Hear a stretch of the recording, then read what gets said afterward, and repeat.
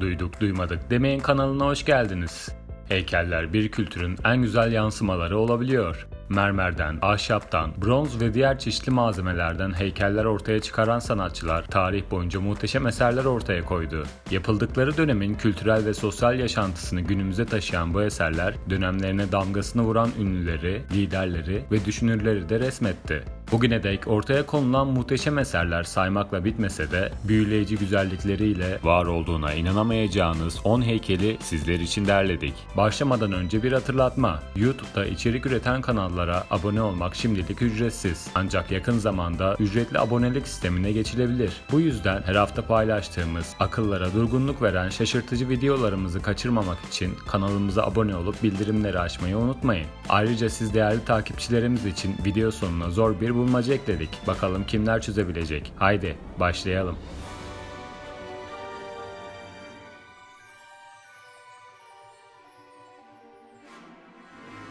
On numara. Fil için yerçekiminin özellikleri. Fransa.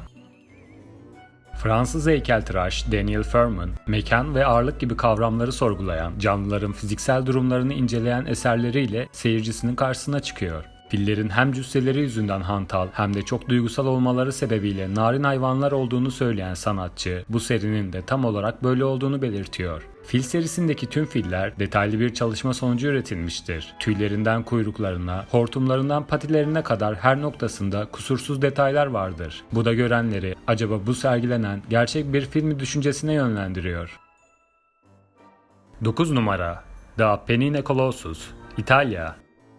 Tarih ve sanatın beşiği İtalya'nın Floransa kentinde bulunan 16. yüzyıldan kalma bu muazzam heykel ve gizemli yapısı ziyaretçileri büyülüyor. Eğer yolunuz İtalya'ya düşerse sanatla dolup taşan masalsız şehir Floransa'ya uğramadan dönmeyin.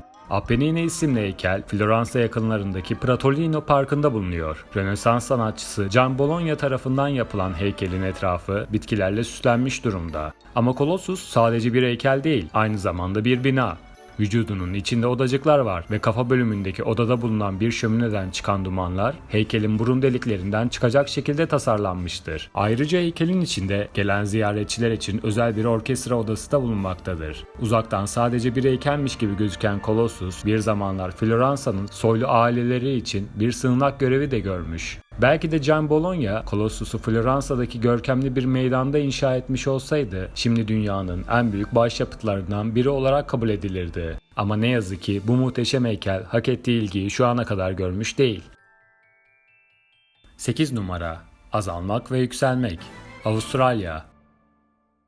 Görenlerin aklına 1970'lerin ünlü rock grubu Led Zeppelin'in unutulmaz Stairway to Heaven şarkısını getiren bu çalışmanın sahibi heykel sanatçısı David McCracken'dır. Perspektif ve görsel etkenler dikkate alınarak hazırlanan bu heykele farklı açılardan bakıldığında merdivenlerin adeta gökyüzüne uzandığı hissi yakalanıyor. Bu hissi yaratmasının altındaki en önemli unsur ise her bir basamağın bir diğerinden daha küçük olarak tasarlanmasında yatıyor. Bu sayede heykele baktığınız zaman sonsuza kadar uzanan bir merdiven algısı yaratmayı başarabiliyor. 7 numara. Tuna kıyısındaki ayakkabılar. Budapeşte parlamento binasının önünde Tuna Nehri'nin kıyısı boyunca dizilmiş demir ayakkabılar, 2. Dünya Savaşı'nda yaşanmış katliamların anısına adeta bir utanç anıtı gibi bekliyorlar. 1944 yılının Ekim ayında Hitler tarafından devrilen Macar hükümet lideri Miklos Horthy'nin yeri Franz Schlassi ile değiştirildi. Yeni dönemin başlamasıyla birlikte Hitler'in ideolojisini destekleyen Schlassi, Yahudileri vahşi bir biçimde öldürmeye başladı. Yaklaşık 80 bin Yahudi Macaristan'dan Avusturya sınırına kovuldu ve yaklaşık 20 bin Yahudi Schlassi hükümeti tarafından Tuna Nehri boyunca vahşice katledildi. Kurbanlardan silah zoruyla ayakkabılarını çıkarmaları ve Tuna Nehri'ne atlamaları istendi. Nehre atlayan kurbanlar vurularak vahşice infaz edildiler. Nehrin kenarında bıraktıkları ayakkabılar ise insanlık dışı uygulamanın ardından katliamın anısı olarak nehir boyunca uzanıyordu. Bu unutulmaz katliam uzun yıllar Macaristan'da yaşayan ünlü yönetmen Can Togay ve heykeltıraş Pauer tarafından ölümsüzleştirildi. Budapeşte'de Tuna Nehri kıyısında uzanan bu açık müze, 1940'lı yılların ayakkabılarına ait özellikler taşıyan 60 çift demir ayakkabıdan oluşuyor. Bir erkeğin çizmesi, bir kadının topuklu ayakkabısı ve çocuk ayakkabıları. Hemen o anda oraya bırakılmışlar hissi veren ayakkabılar, geçmişin çirkin anılarını yad etmek ve bu vahşete kurban giden insanları saygıyla anmak için de önemli bir anıt olma özelliği taşıyor. 6 numara. Yetişkin vücutların içinde kapana kısılan çocukların ruhu. ABD. Ukraynalı sanatçı Alexander Milov'un eseri ABD'de düzenlenen Burning Man Festivali'nde yer almıştı. Sanatçı ise eserini şu şekilde betimliyor. Eser bir kadın ve erkek arasındaki anlaşmazlığı olduğu kadar insanın içiyle dışı arasındaki çatışmayı da gösteriyor. Adamın ve kadının içbenliklerini simgeleyen çocuklar ızgaraya rağmen ellerini kavuşturmuşlar. Karanlık bastıkça çocuklar aydınlanmaya başlıyor. Bu aydınlanma ise insanları bir araya getiren, barışma fırsatı veren saflığın ve içtenliğin bir göstergesidir. 5 numara. Ali ve Nino, Gürcistan. Boyu 8 metre olan Erkek ve Kadın isimli heykel, Gürcistanlı ünlü heykeltıraş Tamara tarafından yapılmıştır. Gürcistan'ın Batum kentinde bulunan heykellerin hikayesi ise epey ilginç ve üzücü. Batum'daki heykelin ilham kaynağı Azeri yazar Kurban Said'in yazdığı Ali and Nino A Love Story isimli bir kitap. Ali ve Nino heykelindeki erkek figürü Ali adında Müslüman bir çocuğu, kadın figürü ise Nino isimli Gürcistanlı bir prensesi temsil ediyor. Trajik hikaye ise Sovyet Rusya'nın işgali sonucu aşıkların ayrılmasıyla sonlanıyor. Heykel her gün akşam saat 7'de hareket etmeye başlıyor ve sonsuz bir hareket içinde olan figürler birbirlerine doğru yaklaşıp tek bir bütün içinde birbirlerini kucakladıktan sonra kaçınılmaz bir şekilde ayrılıyorlar. 4 numara. Sahte, Chet Knight. İlk bakışta doğayla bütünleşen muhteşem bir heykel gibi görünse de bu görsel dijital sanatçı Chet Knight'ın gerçekliğiyle şaşırtan bir çalışması.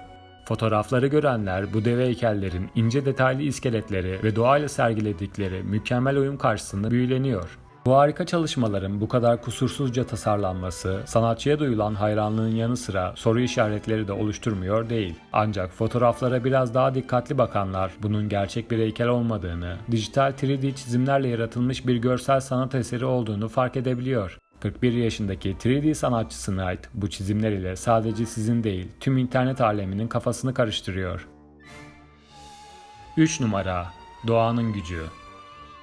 Hollywood yıldızı Anthony Quinn'in oğlu Lorenzo Quinn, Barcelona'da yaşayan bir heykeltıraş. Sanatçının Tayland'da yaşanan hortum felaketinin anısına yaptığı 2,5 metrelik doğa ana heykelleriyle doğa ananın dünyayı nasıl savunduğunu, insan merkeziyetçiliğinin sonuçlarıyla nasıl başa çıktığını sergiliyor. Michelangelo, Bernini ve Rodin gibi usta sanatçılardan ilham aldığını belirten sanatçının eserleri dünyanın farklı yerlerinde sergileniyor. Tahminen doğa ana olarak betimlenen bu kadın figür, yerküreyle muhteşem bir uyum ve denge içerisindedir. Kıyafetindeki hareketlilikten ağır bir kuvvete maruz kaldığını anladığımız doğa ana figürü zorlanmasına rağmen dengesini korumaya çalışmaktadır.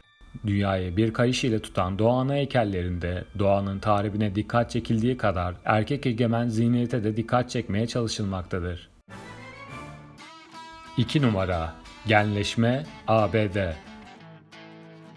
Amerikalı sanatçı Paige Bradley'in Genleşme adlı eseri hayatımız boyunca bizi çevreleyen sınırların ihlali hakkında bir manifesto niteliği taşımakta. Ona göre dünyayı algılamak ve kendimizi tanıyabilmek için tek şansımız bağlarımızı kopararak kabuğumuzun dışına çıkmaktan geçiyor. Genleşme adlı bu eser bronz gövdesindeki çatlaklardan süzülen ince ışıkla izleyicisine bir şeyler anlatmak istiyor. Hayatın olağan koşuşturması içinde insanı durup düşünmeye ve sonrasında kendini bulmak için çıkacağı yola teşvik etmeye çalışıyor. Brooklyn, New York'ta bulunan eser, modern heykeller arasında kendine ait bir özgürlük hikayesi anlatmakta. Heykelin diğer örnekleri Kaliforniya ve Londra'da bulunmaktadır. 1 numara. Peri heykeli, Birleşik Krallık.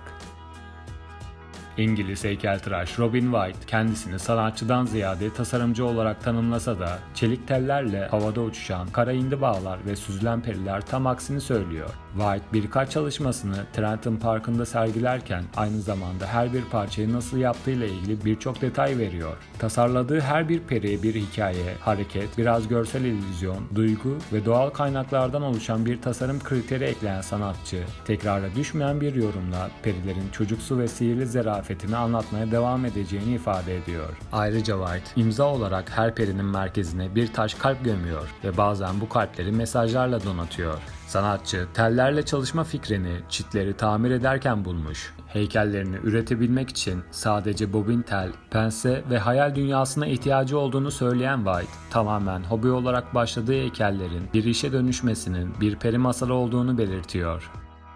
Listemiz bu kadar. Bu heykeller arasında sizi en çok etkileyenler hangileri oldu? Yorumlarınızı yazmayı unutmayın ve duyduk duymadık demeyin, kanalımıza abone olun. Şimdi sırada bulmaca var ama önce bize destek vermek için videoyu beğenebilir ve bizi açıklama bölümünde linki bulunan Instagram, Twitter ve Facebook adreslerimizden takip edebilirsiniz. Ekranda 2 bina görmektesiniz. Peki sizce bu binalardan hangisi daha yakındır? Cevaplarınızı bizimle yorum olarak paylaşın. Her hafta paylaştığımız akıllara durgunluk veren şaşırtıcı videolarımızı kaçırmamak için kanalımıza hemen şuradan abone olup bildirimleri açabilirsiniz. İzlediğiniz için teşekkürler. Bir sonraki videoda görüşmek üzere. Hoşça kalın.